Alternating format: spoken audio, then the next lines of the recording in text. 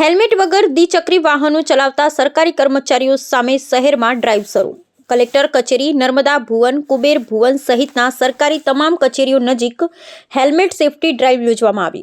હેલ્મેટના કાયદાને અસરકારક અમલ કરાવી અકસ્માતમાં ઘટાડો થાય તે માટેની ઝુંબેશના ભાગરૂપે રાજ્ય પોલીસ વડા દ્વારા તમામ સરકારી કચેરીઓ નજીક પોલીસને હેલ્મેટ પહેર્યા વિના દ્વિચક્રી વાહનો ચલાવતા સરકારી કર્મચારી સામે એક્શન લેવાની સૂચના મુજબ શહેરમાં ડ્રાઈવ શરૂ કરવામાં આવી છે।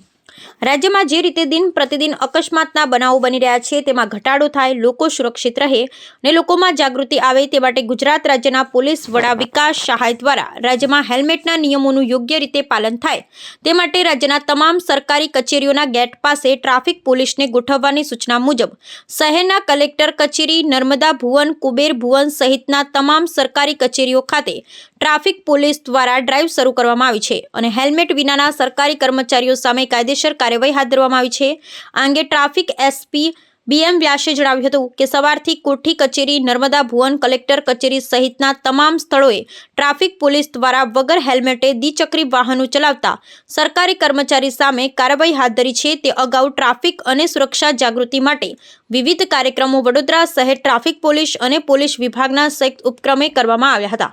આખા મહિના દરમિયાન આ કાર્યક્રમ યોજવામાં આવ્યો હતો। ગઈકાલે જે ડીજીપી સાહેબનો પત્ર આવ્યો તે આધારે કલેક્ટર કચેરી, પોલીસ ભવન, નર્મદા ભવન, કુબેર ભવન તમામ જે સરકારી કચેરીઓ છે ત્યાં હેલ્મેટની ડ્રાઈવ રાખવામાં આવી છે। ઓકે, જે રીતે અગાઉ વારંવાર સૂચના બી આપવામાં આવે છે, મેમો બનાવવા હેલ્મેટ પહેરતા શું કહેશો એમના માટે?